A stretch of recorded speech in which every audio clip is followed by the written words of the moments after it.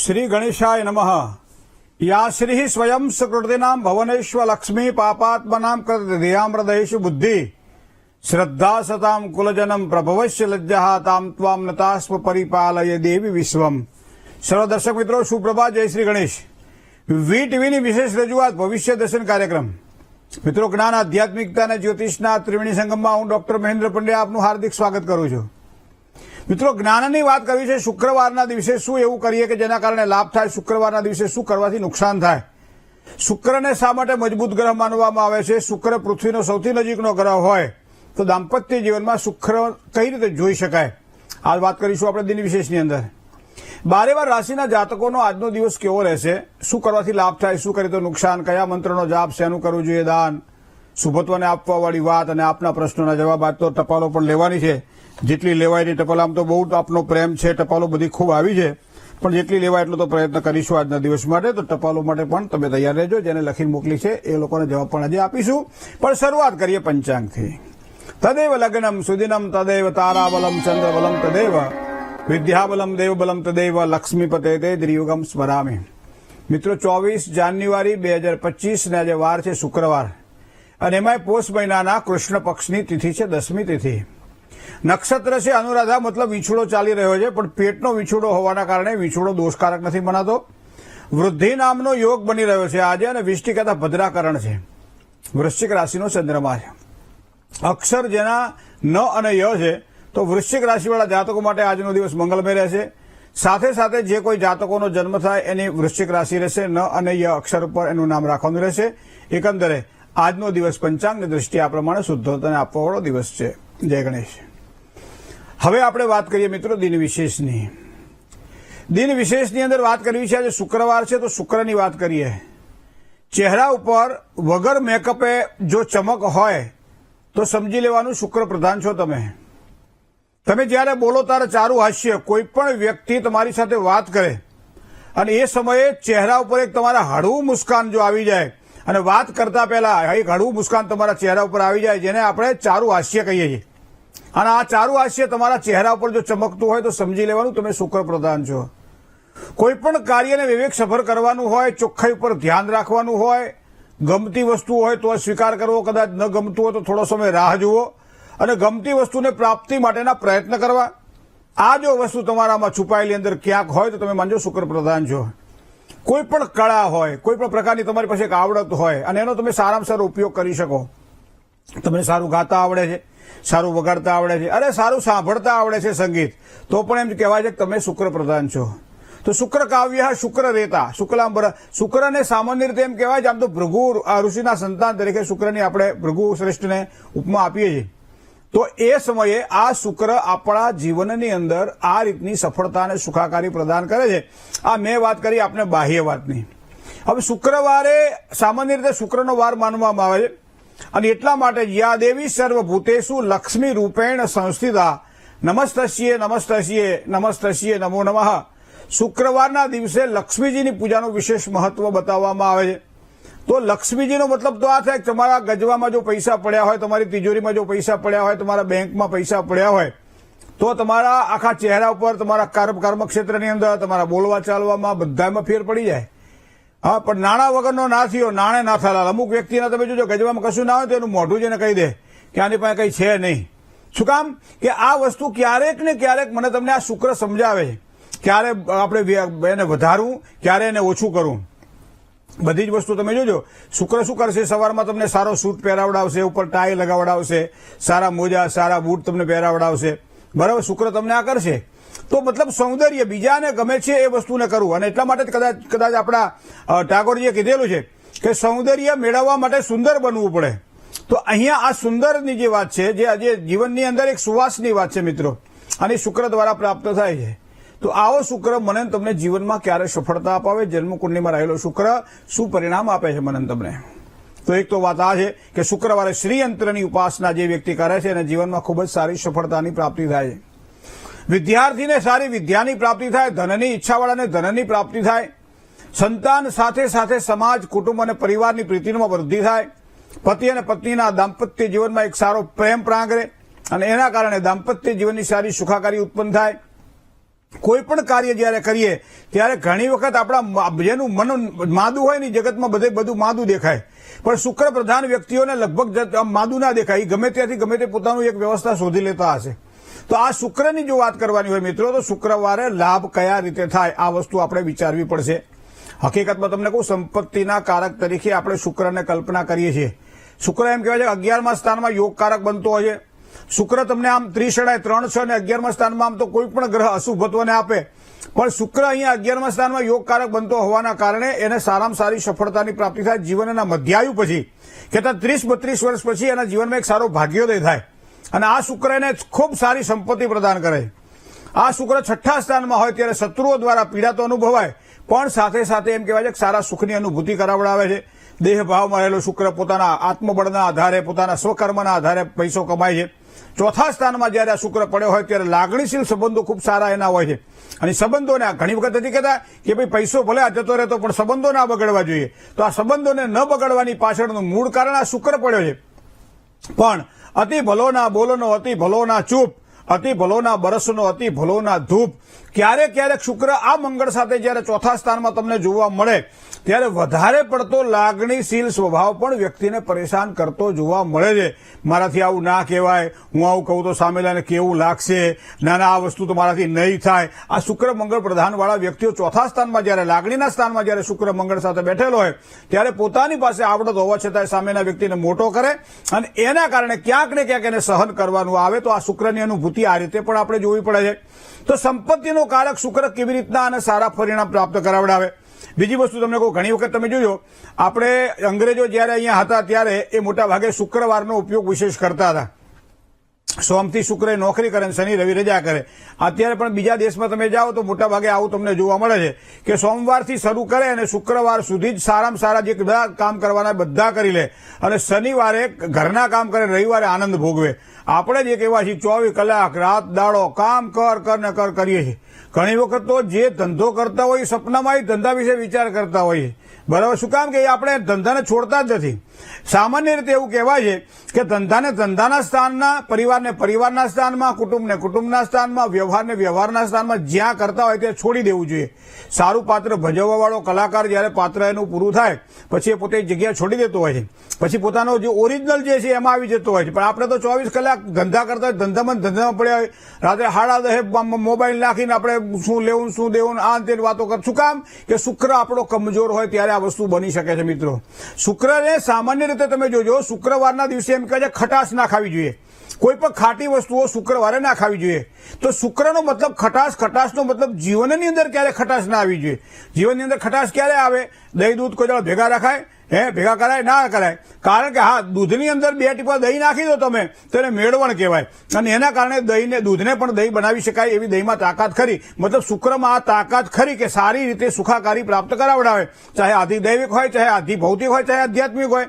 તો 3 પ્રકારના શુક્રને જો ધ્યાનમાં આપણે રાખીએ તો આ વસ્તુની આપણને ફલશ્રુતિ દ્રષ્ટિએ પ્રાપ્ત થાય છે. માટે એમ કહેવાય છે કે 7મા સ્થાનમાં જો શુક્ર રાહુ સાથે બેઠેલો હોય ત્યારે આ વ્યક્તિ હંમેશા પોતાના પરિવારથી, પોતાની પત્નીથી ક્યાંક ને ક્યાંક પીડાતો જોવા મળે છે, અથવા પતિથી પત્ની પીડાતી જોવા મળે છે. તો એનો મતલબ આ શુક્ર રાહુ સાથે, રાહુ એટલે પાપ ગ્રહ છે અને શુક્ર એટલે નૈસર્ગિક રીતે શુભ ગ્રહ છે. તો આ શુક્ર અને રાહુનો પાપ, આ યુતિ જેને કહી શકાય, જોડાણ, બે ભેગા થઈ ગયા. 7મા સ્થાનની અંદર તમે જુઓ, મોટા ભાગે મેં ઘણા કુંડળીમાં એવા જોયા છે કે કોઈ આડા સંબંધો, ફલાણું ઢીકણું આવા વિચાર પણ મગજમાં આવે છે. ત્યારે અમે જોઈએ છીએ કુંડળીમાં કે શુક્ર જયારે રાહુ સાથે બેઠેલો હોય ત્યારે કહે છે કે ભાઈ લપસણો ઢાળવાળો રસ્તો હોય તો કોઈ પણ માણસ ઢળી શકે છે. એ જ રીતે શુક્ર અને રાહુની આ યુતિને પણ અમે જોઈ છે. મિત્રો, તો અહીંયા શુક્રની આ વાત આપણે કરવી છે. અને મેં તમને વાત કરી, શુક્રવારના દિવસે બને ત્યાં સુધી ખટાશ ન ખવાય. શુક્રવારના દિવસે છાશનો ત્યાગ કરવો, શુક્રવારના દિવસે વધારે દહીં ન ખાવું, વધારે ખાટી વસ્તુઓ ન ખાવી. તો ખાવું તો શુક્રવારના દિવસે મીઠાઈ ખાવી. મીઠું ભોજન કોઈ પણ હોય, માનો કે તમે ઘરમાં ખીર બનાવો તો ખીરની અંદર તમે સાકર કે ખાંડ નાખવાના, સહેજ ગુલાબની પાંખડીઓ પર પધરાવી અને આ ખીરનો જો પ્રસાદ નાની નાની દીકરીઓને પ્રસાદ તરીકે આપવામાં આવે અને પોતે ગ્રહણ કરે તો એના ઘરની અંદર કાયમ લક્ષ્મી ટકે છે.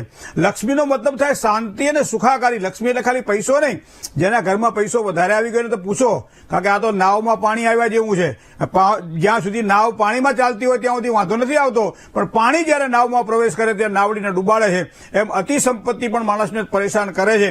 હવે એટલું સારું 99ના ફેરામાં જે પડ્યો એ કોઈ દાડો બહાર નીકળી શકતો નથી. પણ શુક્ર આ વસ્તુ મને તમને સમજાવે છે કે 99ના ફેરામાં પડવું નહીં. માટે ખીરનો નિવેદ કુળદેવીને ધરાવો અથવા તો મહાલક્ષ્મીજીને પ્રસાદ તરીકે ધરાવો તો વધારે સારી સફળતાની પ્રાપ્તિ થાય.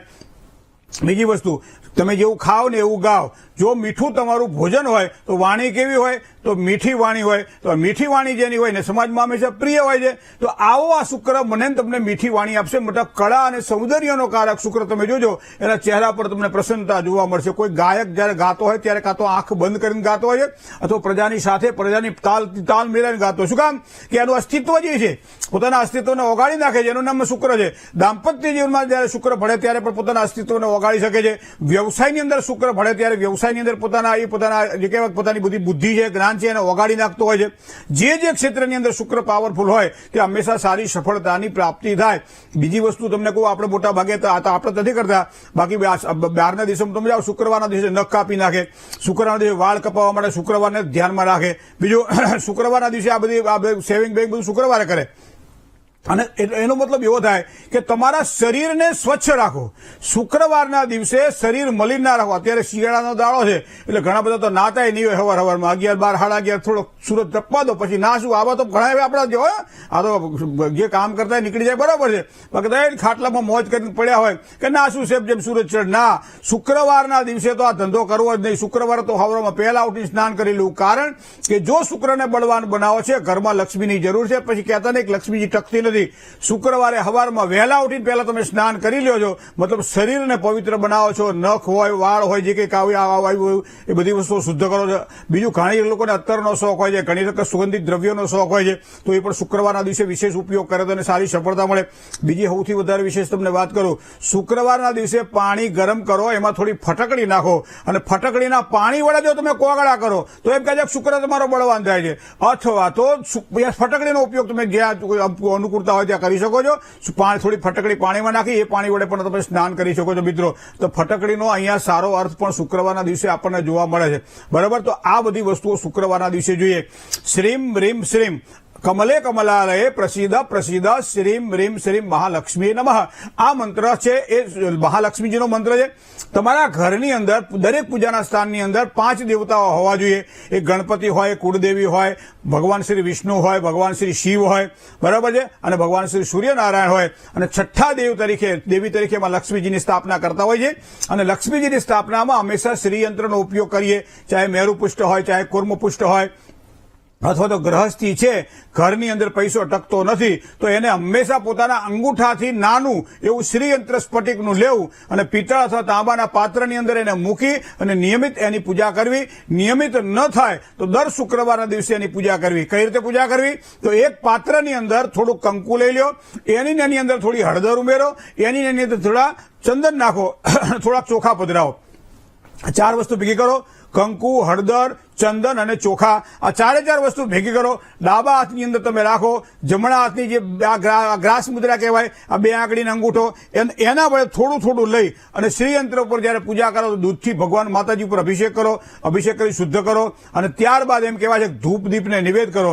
અને ત્યારબાદ આ ચોખા જે છે ને તમારા હાથની અંદર, જેમાં ચંદન છે, જેમાં કંકુ છે ને હળદર છે, એ ચોખા તમે 2 દાણા ચડાવતા જાઓ. થોડી હળદર અને કંકુ સાથે ચડાવતા જાઓ. અને એ જેમ જેમ ચડાવતા જાઓ એમ શ્રીમ રીમ શ્રીમ કમલે કમલાલય પ્રસિદ્ધ પ્રસિદ્ધ શ્રીમ રીમ શ્રીમ મહાલક્ષ્મી નમઃ.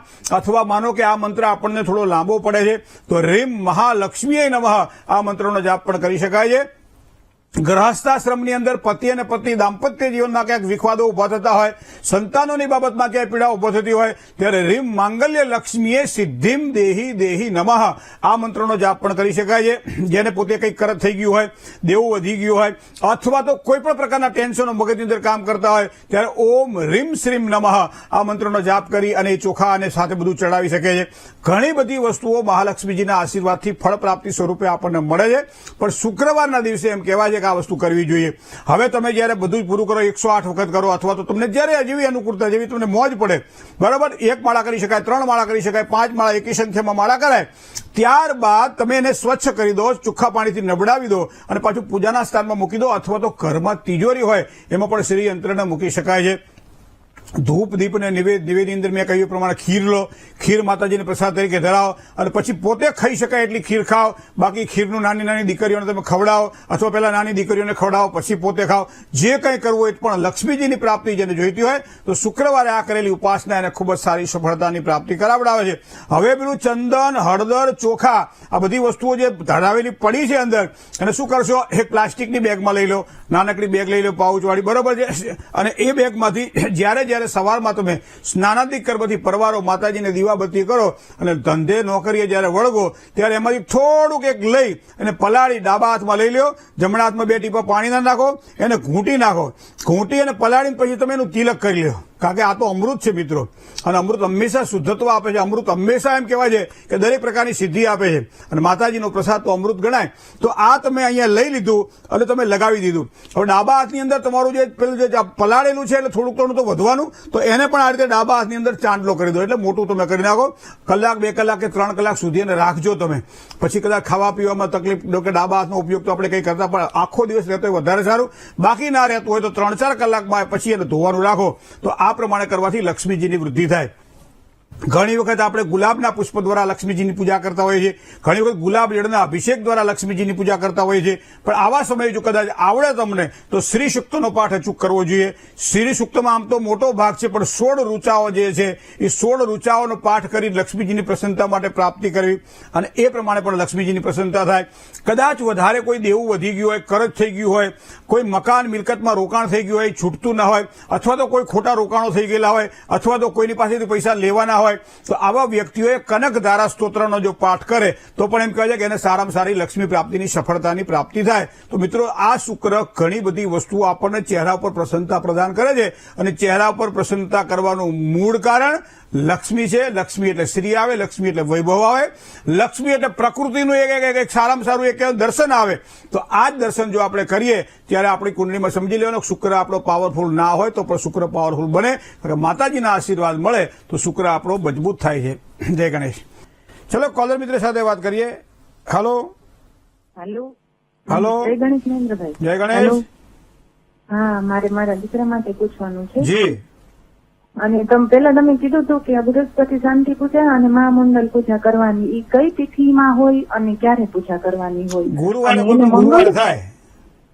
મંગળ દોષ છે ને એ જોઈ દો ને નાગ દોષ ની પૂજા. જન્મ તારીખ કહો.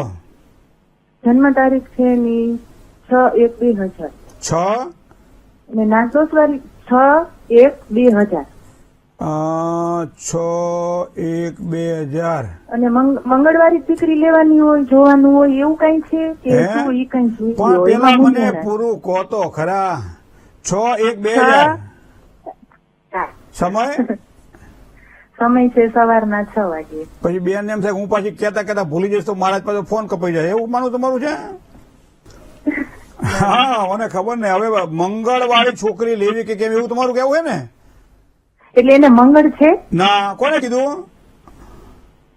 એટલે આમાં એવું ધનરાશિ વાળાની કે મંગળ હોઈ શકે એમ? બધા ધનરાશિ વાળા મંગળ હોય? એટલે તમે જોઈ દો. ના, પણ તમે મને ક્યાંથી શીખવાડો નવું નવું કે ધનરાશિ વાળા મંગળ હોય? પણ તમને એક વસ્તુ કુંડળીના આધારે દાંપત્યની સારી સુખાકારી માટે જયારે ઉંમર થાય ત્યારે મા બાપને ચિંતા થાય ને પછી હું તો પૂરું થયું 26 બેઠું એટલે સ્વાભાવિક ચિંતા છે. પણ શનિ મહારાજ મેષ રાશિના છે અને શનિ મહારાજ મેષ રાશિના છે, 5મા સ્થાનમાં બેઠા છે એટલે શનિ મંડળની મહાપૂજા જરૂરી છે. બીજી વાત છે ગુરુ અહીંયા મેષ રાશિમાં અહીંયા હોવાના કારણે પણ દાંપત્યના સુખમાં અવરોધ ઉભા કરાવડાવે, સારું પાત્ર આપણને જોઈએ એવું ના મળે. તો એના માટે બૃહસ્પતિ શાંતિ છે. હવે આ પ્રમાણે બૃહસ્પતિ શાંતિ અને શનિ મંડળ મહાપૂજા આ બંને કરવામાં આવે તો સારામાં સારું પાત્ર એને મળે. આ એક સંભાવનાઓનું શાસ્ત્ર છે. જન્મ સ્થાનથી પશ્ચિમ દિશામાં લગ્ન યોગની શક્યતાઓ છે. મિથુન રાશિથી, સિંહ રાશિથી, વૃશ્ચિક રાશિથી અને વૃષભ રાશિથી લેણું પણ સારું છે. બાકી મંગળ કોઈ દોષકારક નથી, ચિંતા ના કરશો બેન. જય ગણેશ. એક પત્ર આપણે લઈ લઈએ. અંબાલાલભાઈ એન સોલંકી છે, આણંદથી લખે છે, પીવી નગરથી. હવે એમની જન્મ તારીખ જો આપણે જોઈએ તો જન્મ તારીખ છે 4/5/1995. 4/5/1995 અને સમય આપણે એમનો લખ્યો છે સવારમાં 19:30, સવારમાં 10:30 નો સમય છે અને જન્મસ્થળ છે આણંદ. તો હવે મારી પુત્રી નામ છે કૃષ્ણા, બરોબર છે. લગ્ન ક્યારે થશે, ભવિષ્ય કેવું રહેશે, તો લગ્ન યોગ વિશે ખાસ જણાવશો. શુભેચ્છા અંબાલાલ સોલંકી. ધન્યવાદ મિત્ર. હવે અહીંયા મીન રાશિનો શુક્ર બેઠેલો છે અને એ શુક્ર છે કુંડળીની અંદર 10મા સ્થાનની અંદર. ધનાધિપતિ ગુરુ બેઠો છે વૃશ્ચિક રાશિની અંદર 6ઠા સ્થાનની અંદર. ગુરુ અને શુક્ર બંને કેન્દ્રમાં છે, મતલબ પાત્ર તો જે પોતે દીકરી ભણેલું ગણેલું છે એ પ્રમાણે સારું પાત્ર એને મળવાનું છે.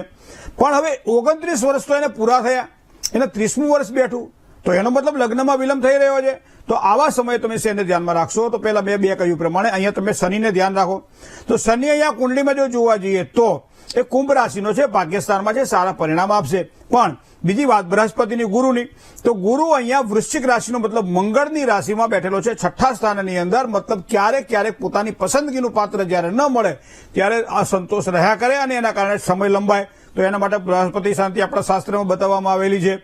તો એ પ્રમાણે મંગળ શનિ તો દોષકારક નથી. આ વર્ષે લગ્નના યોગ પણ દેખાય, પણ બૃહસ્પતિ શાંતિ ખાસ કરાવડાવી લેજો. જન્મસ્થાનથી પૂર્વ દિશામાં લગ્ન યોગની શક્યતાઓ છે. ધન રાશિથી, કુંભ રાશિથી, વૃષભ રાશિથી અને વૃશ્ચિક રાશિથી 4 રાશિથી સારું લેણું પણ દેખાય છે. જય ગણેશ. એક આપણા દર્શક મિત્ર જેને પત્ર લખ્યો છે એની વાત કરીને આવીએ. સુથાર કૌશિક કુમાર કાંતિભાઈ, અને એ નવા ગામ લુણાવાડાના પોતે છે, મહીસાગર, અત્યારે તો અમદાવાદમાં રહેતા લાગે છે. જન્મ તારીખ છે 26/1/75.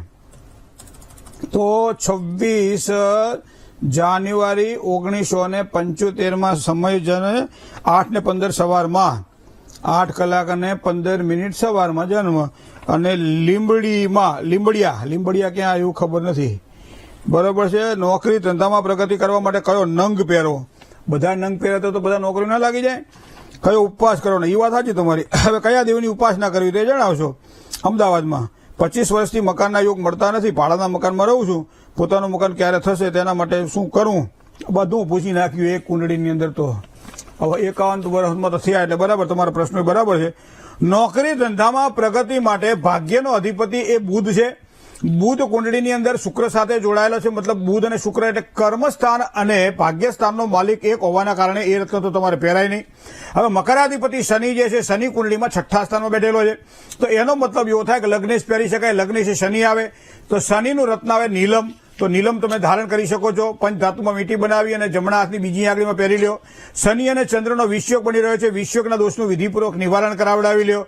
મેષાધિપતિ મંગળ બેઠો છે ધનરાશિમાં ખાડે. હજી હમણાં 1.5 વર્ષ તમારા પોતાના મકાનના યોગ દેખાતા નથી, તો એના માટે થોડી ધીરજ રાખો.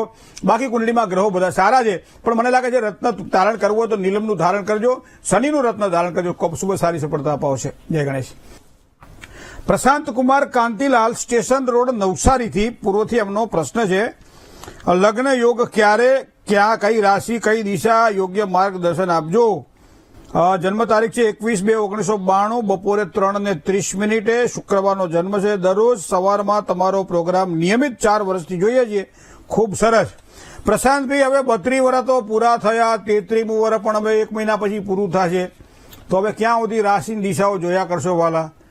કોઈ સારું ઠેકાણું ગોતી લ્યો ને હવે. અને ના મળતું હોય તો અમને કહો શું કરવા જેવું, અમે તમને કહીએ કે ધન રાશિનો રાહુ તો 7મા સ્થાનમાં પડેલો છે. લગ્નમાં 2 લગ્ન કરાવડાવે, હગઈ તોડીએ નખાવે, સારું પાત્ર ના દેખાય, તો એના માટે તો આપણે અર્ક વિવાહ કરાવવો પડે. બીજી વસ્તુ કુંડળીની અંદર જો ધ્યાનમાં રાખીએ તો મેં કહ્યું એ પ્રમાણે હમણાં આપણે કાર્યક્રમમાં આગળ કહ્યું શુક્ર શનિ સાથે બેઠેલો છે, એ પણ સારું પાત્ર આપણને ગમતો હતો, સામેવાળા ના ગમે, સામેવાળા ગમતું હતું, આપણને ના ગમે, અને બેને ગમતો ત્રીજો કોઈ ફાહ નાખે. તો આ બધી વસ્તુઓ શુક્ર અને શનિ આપી રહ્યા છે. ત્રીજી વસ્તુ હું તમને કહું, કુંડળીની અંદર સૌથી અગત્યની અને મોટી વસ્તુ છે, સિંહ રાશિમાં ગુરુ છે. બૃહસ્પતિ દોષ લાગતો હોવાના કારણે આ લગ્ન યુગમાં વિલંબ થાય છે. તો બૃહસ્પતિ સિંહ રાશિમાં હારો નહીં લગ્ન જીવન માટે, તો એના માટે બૃહસ્પતિ શાંતિની પૂજા કરવામાં આવેલી છે. કોઈ પણ બળતરા થઈ હોય, કોઈ પણ જગ્યાએ દાઝ્યા હોઈએ તો ઉપરના ભાગમાં આપણે પીળા કલરનો મલમ લગાવીએ છીએ ને, આ પૂજા મલમનું કામ કરે મિત્ર. પૂજા ભગવાન કંઈ ઉપરથી આપવા ના આવે, પણ આ કંઈક પૂજા આપણને એક સારું સુકન આપે અને એના કારણે આપણે સારી સફળતા પ્રદાન કરે. તો આ વસ્તુ તમે ખાસ કરજો, એના કારણે ખૂબ જ સારો લાભ થશે. અને આગળ જતા બૃહસ્પતિ શાંતિ અને સાથે તમે જો અર્ક વિવાહ કરાવશો તો સારી સફળતાની પ્રાપ્તિ થશે. જન્મ સ્થાનથી પૂર્વ દિશામાં લગ્ન યોગની શક્યતા છે. ધન રાશિ, કુંભ રાશિ, વૃષભ રાશિ અને વૃશ્ચિક રાશિ 4 રાશિથી સારું લેણું પણ દેખાઈ રહ્યું છે. જય ગણેશ. હવે બીજા સુરતથી છે અંબાલાલભાઈ પ્રેમાભાઈ પ્રજાપતિ, અને એમને એમના પરિવારમાં છોકરા વિશે લગ્નનું પૂછવું છે. પહેલી વાર લગ્ન થયા તો એના છૂટાછેડા થયા. તારીખ ખાતે લખ્યું, બોલો. કોઈ મને લાગે કે વધારે ભણેલા લાગે ભાઈ. 6/12/1983 આ જન્મ તારીખ છે. 6/12/1983. આ તો પછી એમ કે તમારા રેફરન્સ માટે લખ્યું, બરાબર છે, રેફરન્સ તો બરાબર છે. સવારમાં 7 કલાકે જન્મ છે, અને જન્મ સ્થળ ઓલપાડ તાલુકાનું કરંજ ગામ છે, સુરત જિલ્લામાં. એક વખત લગ્ન થઈ ગયા, 12/5/2013 થયા, અને 13/10/2016 છૂટાછેડા થયા. બરાબર છે. હજી સુધી લગ્નનો મેળ પડતો નથી. મૂળ નક્ષત્રની વિધિ કરાય. ઓકે. ભવિષ્ય દર્શન કાર્યક્રમ ઘણા સમયથી નિહાળું છું.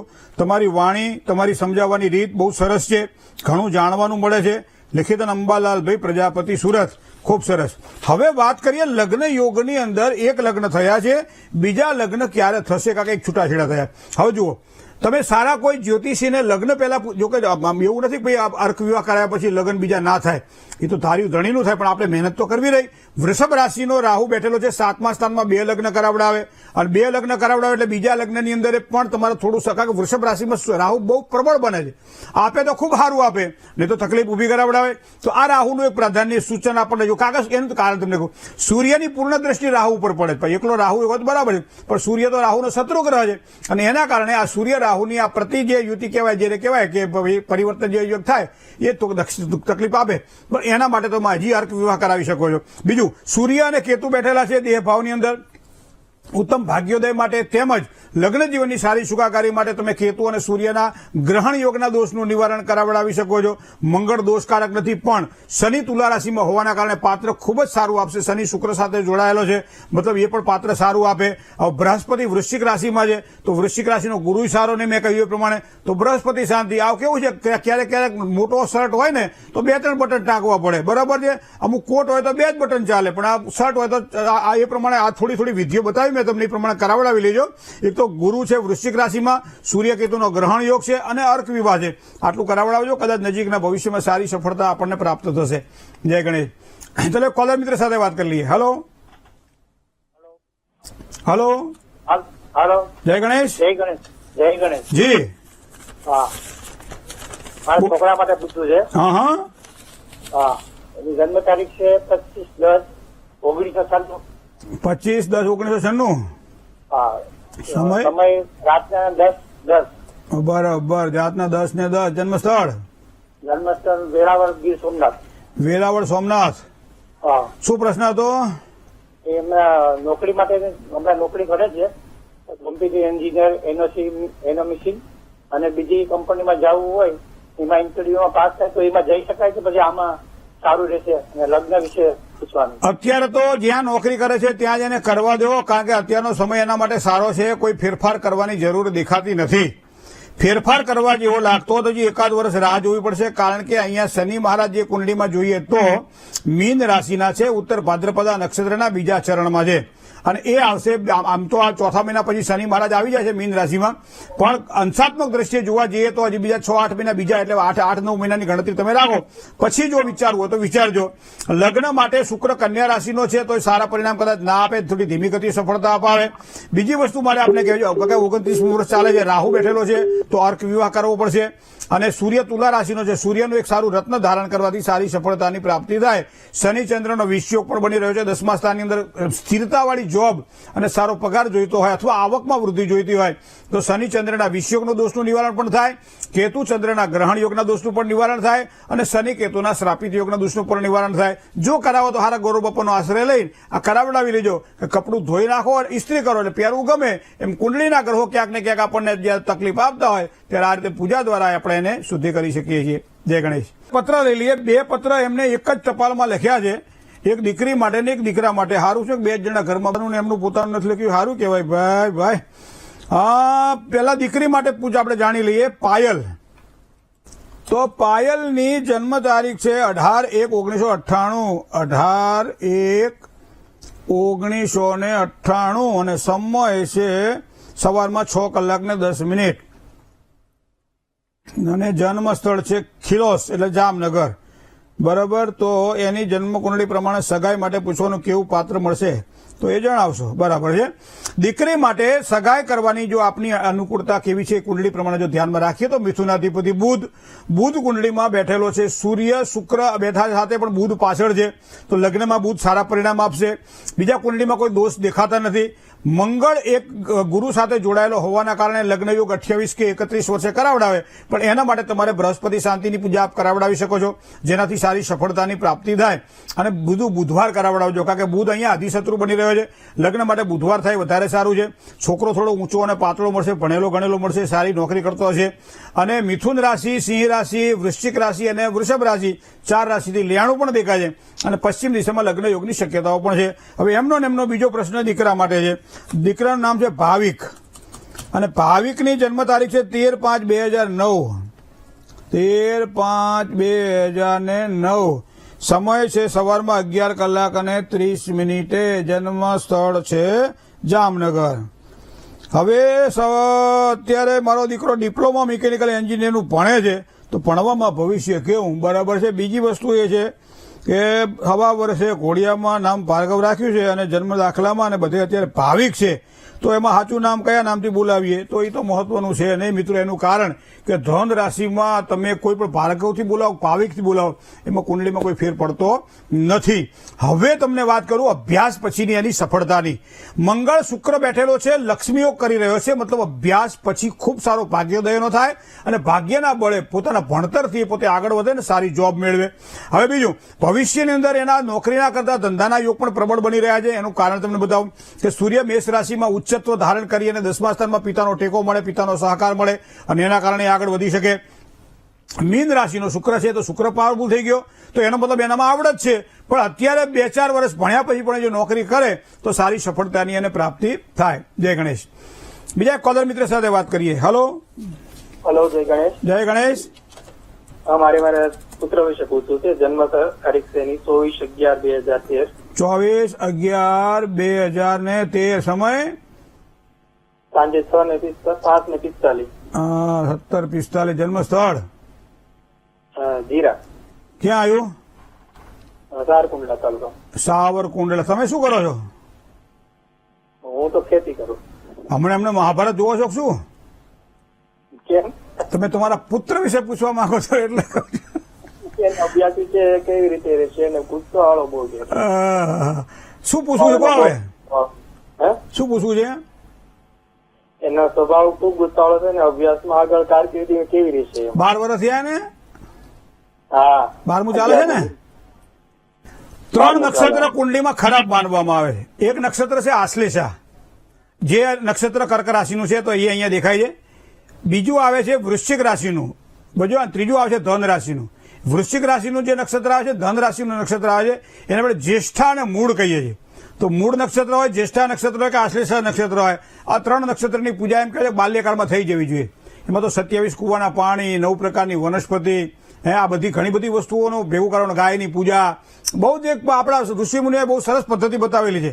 એ પૂજા જો થાય તો એને સારી સફળતાની પ્રાપ્તિ થાય. બીજી વસ્તુ, ક્રોધનું મૂળ કારણ પણ ચંચળતા છે. વધારે પડતી ચંચળતા વ્યક્તિને નુકસાન કરાવે. બીજું, શનિ સાથે રાહુ બેઠેલો છે 6ઠ્ઠા સ્થાનની અંદર, પણ અત્યારે 17 વર્ષ સુધી કાંઈ કરવાની જરૂર નથી. 18 કે 19 વર્ષ થાય અને પછી અભ્યાસમાં જો તમને એમ લાગે કે થોડો ઢીલો પડે છે, તો શનિ અને રાહુના આ યોગના દોષનું નિવારણ તમે કરાવડાવી લેજો. બાકી કુંડળી એની ખૂબ સારી છે, આગળ જતા ખૂબ જ સારી સફળતા મળશે. જય ગણેશ.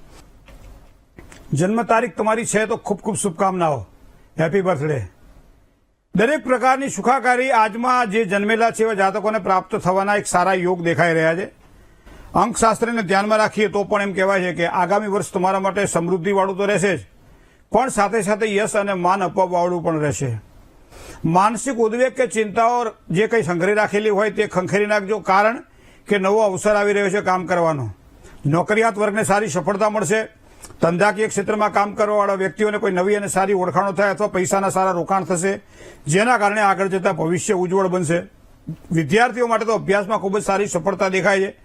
ગૃહિણીઓ માટે, જે કામ કરતી ગૃહિણીઓ છે, ઘરની અંદર કામ કરતી ગૃહિણીઓ છે, એના માટે સામાન્ય રીતે આમ વાયુ તત્વ પ્રબળ હોવાના કારણે કદાચ થોડીક માથાની તકલીફ આ વર્ષ દરમિયાન થોડી વિશેષ રહે, પણ ખાવા પીવામાં અને થોડું વાતાવરણ અનુકૂળ બને એના માટે પ્રયત્ન કરજો. બને ત્યાં સુધી ગુસ્સાને થોડાક શાંતિથી રાખજો તો વધારે સારી સફળતાની પ્રાપ્તિ થશે. તમારા માટે એમ કહેવાય છે કે આ 3 મહિનાઓ થોડાક સાચવવા જેવા છે. એક માર્ચ મહિનો છે, એક જુલાઈ મહિનો છે અને પાછળનો સપ્ટેમ્બર મહિનો છે. આ 3 મહિના દરમિયાન થોડું વિવેકથી કામકાજ કોઈ નવા કરવાના હોય તો થોડું ધીરજ રાખીને કામકાજ કરજો, જેના કારણે સારો લાભ થશે. બાકી તો બધી જ રીતે સારી સફળતાની દેખાઈ રહી છે. વધારે સારી સફળતા માટે શું કરીએ તો આપણને લાભ થાય? તો બુધવારના દિવસે થોડા મગ બાફી નાખો 2 મુઠ્ઠી, એની અંદર ગોળ નાખી રોટલીની સાથે ગાયને ખવડાવો અને રીમ ગવયે નમઃ, રીમ બુધાય નમઃ આ મંત્રનો તમે જાપ કરો, ગાયની પ્રદક્ષિણા કરો. તો આ પ્રમાણે કરવાથી તમારા કાર્યો સરળ અને સફળ બનશે, કારણ કે આ વર્ષ તમારા માટે કંઈક આવું દેખાઈ રહ્યું છે. બીજું, જેની આજે મેરેજ એનિવર્સરી છે, જેની આજે લગ્ન તિથિ છે, એવા તમામ દંપતીને પહેલા તો ખૂબ ખૂબ શુભકામનાઓ. દાંપત્ય જીવન સુખી રહ્યું છે, સુખી રહેશે, આવી એક પવિત્ર ભાવના કેળવો. તો કેવા પ્રકારના લાભ થાય આ વર્ષ દરમિયાન? તો સંતાનોની પ્રગતિ માટે તમે કંઈક પ્રયત્ન કરી રહ્યા છો, ચાહે એના અભ્યાસની વાત હોય, પરદેશ ગમનની વાત હોય, અથવા તો એના વિવાહ વિવિશાળની વાત હોય, કોઈ પણ રીતે સંતાનોને તમે ખૂબ જ સારા અનુકૂળતાવાળા વાતાવરણમાં એક સારું સુખ આપી શકશો. હવે કોના દ્વારા તમને સુખ મળે? તો તમને સુખ પરસ્પર પ્રીતિ દ્વારા મળશે. અન્યની વાતોને ધ્યાનમાં રાખ્યા સિવાય પરસ્પર એકબીજાની સાથેનો વ્યવહાર એ મીઠપવાળો જો રહેશે તો દાંપત્ય જીવનમાં ખૂબ જ સારી સુખાકારી મળશે. પણ શું કરવાથી સફળતા મળે? તો એવા સમયે તમારે એક જ વસ્તુ કરવાની છે કે ઘરમાં કોઈ વડીલ વર્ગ હોય તો સવારમાં ઉઠો તો એને પગે લાગો અને પછી કામકાજની શરૂઆત કરો. તો આ પ્રમાણે વડીલોના આશીર્વાદ તમને ખૂબ જ સારો લાભ કરાવડાવશે. મંત્ર જાપ કરીએ, પૂજા કરીએ, દેવી દેવતાઓનું ધ્યાન કરીએ, પીપળાની પૂજા, બધું જ પરિણામ આપે છે.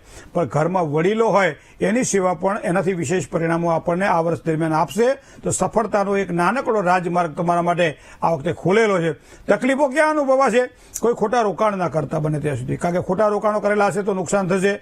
કોઈ પણ વસ્તુ જાણ્યા વિચાર્યા વગર કોઈ જગ્યાએ આંધળીઓ ના કરતા, ને તો એના દ્વારા પણ નુકસાન થવાની શક્યતાઓ દેખાઈ રહી છે. તો આ પ્રમાણે તમારું આગામી વર્ષ રહેશે. જય ગણેશ.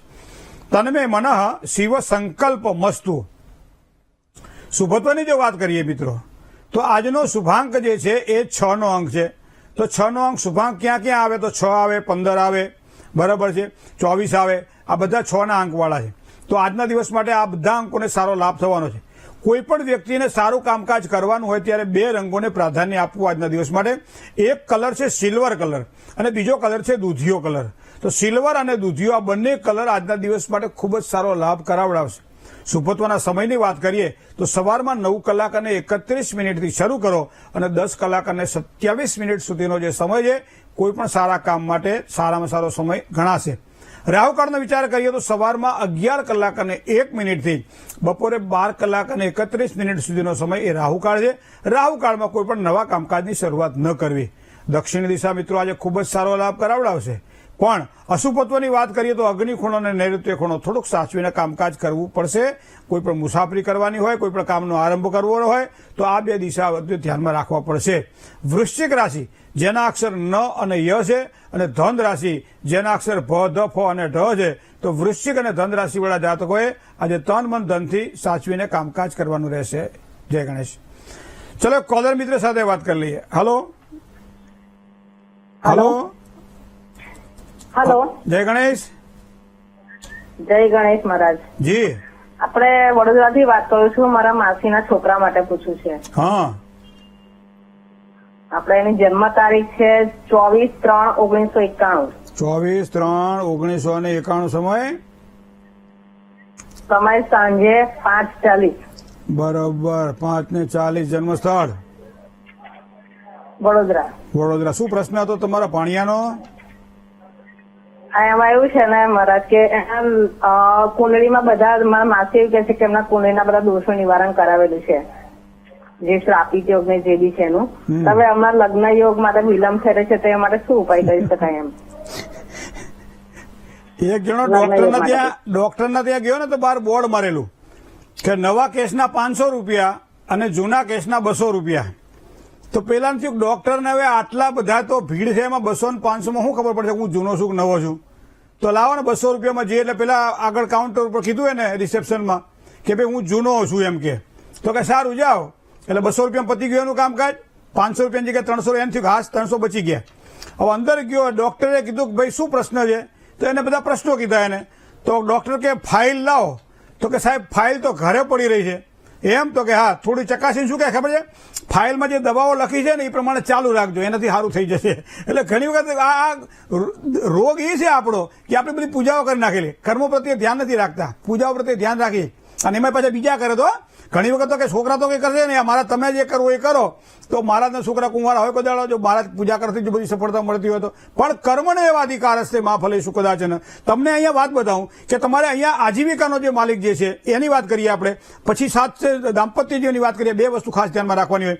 આજીવિકાનો માલિક શુક્ર છે, તો શુક્ર અહીંયા કુંડલીમાં જુઓ તો પ્રબળ બને છે, પણ 7મા સ્થાનનો માલિક શનિ છે. હવે શનિ બેઠેલો છે રાહુ સાથે યુતિમાં, આની પર 6ઠ્ઠા સ્થાનમાં છે. લગ્ન યુગમાં વિલંબ કરાવડાવે. એમાંય પાછું આ 34મું વર્ષ છે. હવે એક કામ થાય કે શનિવાર તો કરાવડાવો, શનિવાર કરો, બીજી વિધિઓ બધી થઈ હોય તો શનિવાર કરાવો. શનિવારના દિવસે સાંજે સાયમ સમયે પીપળાના થડમાં માટીના કોડિયામાં સરસિયાનો 4 મોઢાનો આડી વાટનો દીવો કરો અને 108 પાઠ દશરથજીએ બનાવેલા શનિ સ્તોત્રનો પાઠ કરી શનિ મહારાજને પ્રાર્થના કરો કે દાંપત્ય જીવનમાં સારી સુખાકારી મળે. તમારા માસીને મારા વતી કહી દેજો કે જો આ થઈ ગયેલું થોડું આટલું થોડું કરી નાખો તો એને સારી સફળતા મળશે. અને બીજું તમને કહું કે શનિ રાહુનો શ્રાપિત યોગ બની રહે, વિધિ થઈ ગયેલી ભલે થઈ ગયેલી હોય પણ છતાંય દાંપત્ય જીવનમાં સુખ મેળવવું હોય તો હવે જે પાત્ર મળે એ સ્વીકારી લેવું, કારણ કે 4થા મહિના પછી સારું પાત્ર આપણને મળવાનું છે. જય ગણેશ. શ્રી સૂક્તના 27 પાઠ કરવાથી આજના દિવસે તમામ પ્રકારની મનોકામનાઓ પૂર્ણ થાય એવો સુંદર યોગ આજે બની રહ્યો છે. બને ત્યાં સુધી બોલીએ ત્યારે ક્રોધ ન પડે તે ખાસ જોવાનું રાખજો. મંત્રની વાત કરીએ તો આજના દિવસ માટે પરમ ગુરુવે નમઃ આ મંત્ર અથવા દૈત્ય રાજાએ નમઃ આ મંત્રનો જાપ કરવાથી ખૂબ જ સારી સફળતા મળશે.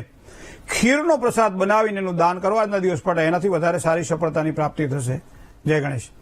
મિત્રો, ભવિષ્ય દર્શન કાર્યક્રમ એટલે જ્ઞાન, આધ્યાત્મિકતા અને જ્યોતિષનો ત્રિવેણી સંગમ. આપના પ્રશ્નો પૂછવા હોય તો ટપાલના માધ્યમથી પણ આપ પૂછી શકો છો. તો ટપાલ માટેનું અમારું આ સરનામું આપ નોંધી લેશો.